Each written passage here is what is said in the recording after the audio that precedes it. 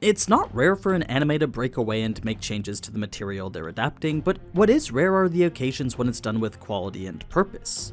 Solo Leveling has somehow managed to do both, and it's these changes that reassure me this series is getting the adaptation it deserves. Like, there's very little detail put into the side characters in the manhwa and novel, but episode 8 just had half the runtime dedicated to them. Not only does this flesh out characters we weren't going to see until a whole lot later, but it also develops the story beyond Sung Jin-woo and his straightforward journey to become stronger. Yes, it was technically a means to pad the episode and pace things slower, but when it enriches the story and provides actual value, I have zero problem with scenes that divert from the original like this. So, just like how you did last time, let me know in the comments what you would rate the episode. A simple number between 1 and 10, and if you want, perhaps the reason why you think that. Last video I was able to put together this, and I think it'd be fun to continue doing it. You know, just a little community rating that amalgamates everyone's opinions together. But anyway, episode 8. This is Frustrating, covering chapters 27 to 28 of the manhwa and chapters 29 to 31 of the web novel. As you can tell by the chapter coverage alone, it's pretty clear not much progress was made with the main story. It was instead padded with scenes like these and extended to include increased development of the side characters and world building. Part of this includes guilds and their influence in society, and it's this aspect that I believe is one of the most important to Solo Leveling. I won't dive too deep into their significance now, but if you want to learn more, then you should definitely watch this video. It's a detailed breakdown of what they do and how powerful they are. To start things from the very beginning though, episode 7 left us right at the end of the Cerberus fight. It was a hard-fought battle that rewarded him with 4 levels, 3 Cerberus molars, and a necklace. The molars were sold for 150,000 gold apiece, and the necklace provided a stat boost of 20 to both agility and sense. This wasn't something Sung was sure would work for him though, since he really didn't want to have to fight with some crazy-looking dog collar around his neck. Luckily, the item disappeared once it was equipped, so that meant he could keep it on all the time. It was a solid item that left him with stats looking like this. Still, that wasn't nearly enough to handle the dungeon, so Sung would leave and go search for other methods to level up, specifically the 19 C-rank raids that Jinho offered. If you remember from last video, this was an offer Sung had accepted the first time Jinho came to him. He had realized he could kill 2 birds with 1 stone and decided to join Jinho under the condition the raids were done alone.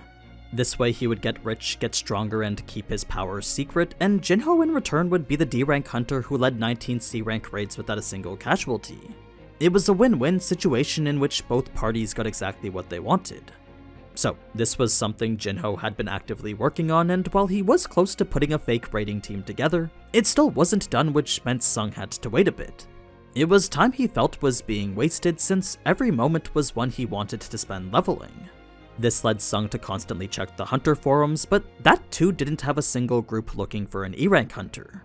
It had forced Sung to accept the fact he simply couldn't level up right now. A task he had been so incredibly engrossed by that he didn't even realize he'd been neglecting the chores lately. So, when he went to the fridge and saw that it was empty, this made him realize it was probably a good time to go and do grocery shopping, the setting for which he'd reunite with Mr. Song. Unlike how the two met on their way to the gate in the anime, in the novel this was more of a chance meeting guided by fate. I mean, Mr. Song definitely would have visited Sung had he been able to get a hold of him, but because the association kept the double dungeon incident private, neither him nor Juhi had any way of contacting him. They couldn't even call his cell phone because the replacement for the one he lost in the double dungeon still hadn't been given to him yet.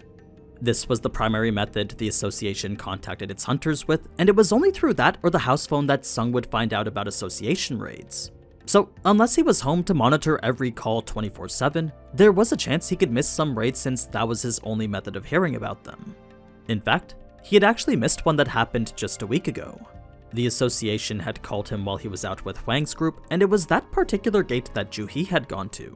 As it turns out, despite saying how she was going to retire, Juhi still showed up to association raids in hopes of one day seeing Sung there. She was willing to overcome her fear just so she could see him again. Now, Mr. Song and Sung would continue to talk, but with prying eyes constantly glancing towards their direction, the two decided to move somewhere a bit more private. Funnily enough, just the act of walking was enough for Mr. Song to sense that something was different about Sung.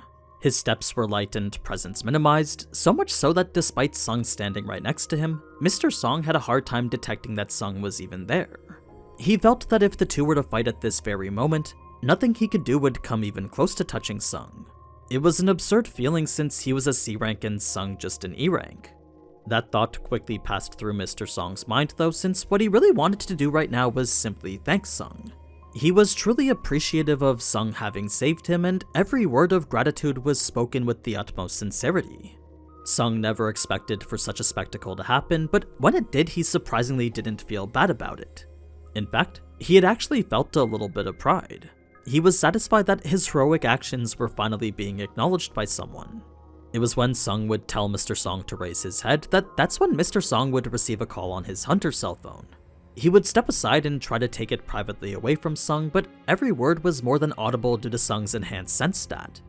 So, though Mr. Song was trying to protect Sung from yet another dangerous raid, a D-rank gate wasn't an opportunity Sung was going to skip out on. Besides, if Mr. Song was getting a call from the association, then that meant he definitely should have been too. He just wasn't home to answer the call again. It was common knowledge the association called all its nearby hunters when a raid was happening, so as soon as Mr. Song realized Sung had heard everything, he had no right to deny Sung from going anymore. He was just as entitled to the raid as everyone else was. Plus, had Sung missed out on the association's call one more time, then he would have lost his hunter license permanently.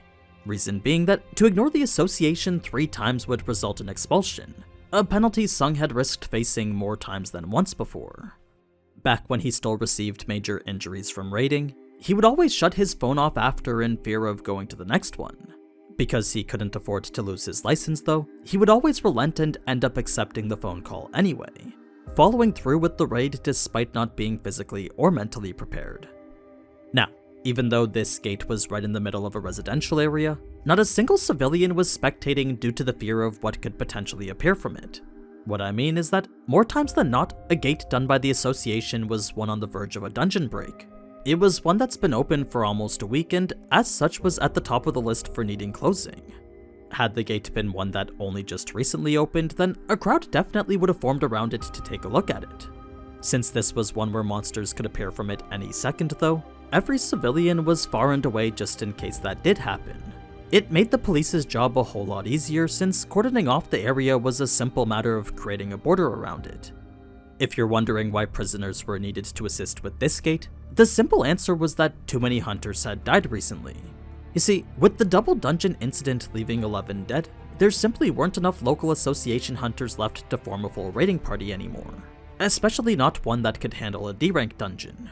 Luckily, a B-rank hunter surveillance member would be there to join them too, but something about that group as a whole just seemed off to Sung. There was a strange killing intent that could be sensed coming from the direction of Kang and the prisoners. Sung wasn't sure who it was or where exactly it was coming from, but the impeding aura was definitely enough to make him suggest Juhi avoid this raid. He knew immediately something was off about all this. Now, there was a moment when Mr. Kim had tried to talk to Sung, but as soon as he caught wind of Sung's frigid glare, any attempt to do so was immediately averted. The look he received had covered him with goosebumps and filled him with chills. It wasn't Kim's fault for wanting to avoid Sung after this, because the feeling he got was completely intentional. You see, Sung had applied a light bit of killing intent into his gaze, and that alone was enough for Kim to realize Sung didn't want to be talked to. It had left him filled with regret and a face looking like this. It's here in the manhwa the circumstance of Sung meeting Juhi is different too, because unlike the anime, this was the first time Juhi had seen him since the incident. She'd been looking for him ever since it happened, but as I said before, she had no means of actually getting to him. This made their reunion a whole lot more emotional, and it highlights the regret both her and Song feel for abandoning him.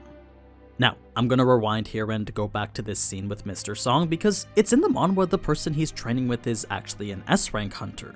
We don't ever get to see their face, but I think it's important to know since it really emphasizes the fact Mr. Song is an extremely skilled swordsman. Like, if one of the strongest hunters is willing to be trained by him, then that alone should be enough to dictate how adept he is. Unfortunately, none of that's useful in a dungeon, since without that enhanced strength to physically fight magical beasts, him swinging a sword would do literally nothing to them. It was a phenomenon that left him wondering why. Why would he, a master swordsman, be awakened as a mage-type hunter? He'd contemplated the question time and time again, but despite no answer ever being found, he always believed that there was one. Perhaps there was a reason why he awakened like this. Perhaps it was fate, just like how reuniting with all the survivors was fate. This was pretty much what we saw him contemplating in the anime, but I think it's important to emphasize he's so skilled that even S-ranks want to train with him. Now, that's all the cut content from the manhwa and novel, but I think I'll take a moment to briefly talk about the extra scenes. This one with Cha Hae-in was mostly fan service, but it does highlight the steps Jinho's father is already taking to begin the formation of his own guild. The scene in the car was purely exposition, but it does well to summarize the purpose of guilds and how important they are. Once again, if you want to know more, you can always watch this video where I go in depth on it. Mr. Kim's scene highlighted why it is he still goes on raids, and Juhi's further displayed the type of trauma she's dealing with. She definitely doesn't like going on raids, but with an ability to heal placing her up there at the B rank, she feels a moral responsibility to continue doing so. Combine this with the fact Sung continues to train despite being in E rank, and it's that image which has her pushing forward too. The scene with Baek and Choi is actually quite interesting, cause while on the surface it is just a little argument, Choi's comments on the interview gives us an idea of who they really are. As the one who doesn't identify as a talented hunter of great character dedicated to the job, you can see Choi as the sly guildmaster focused more on the business and growth aspect, whereas Baek is more the guildmaster using his position for noble purposes. The rest builds on Jeju and the failed raid from years ago, which in my opinion has actually been teased rather nicely so far. So all in all, these scenes were completely valid. They may not come straight from the manhwa or focus on Sung getting stronger, but they do build on the overall story in general. And for me, any addition of world building is always a welcome one. Now, that may not be what you think, so once again let me know down in the comments. Be sure to leave your rating and what you thought, and if you liked the video then maybe even a like as well. But anyway, as always, thank you so much for watching, and if you enjoyed this type of anime content then you already know what to do. So, until next time, ciao.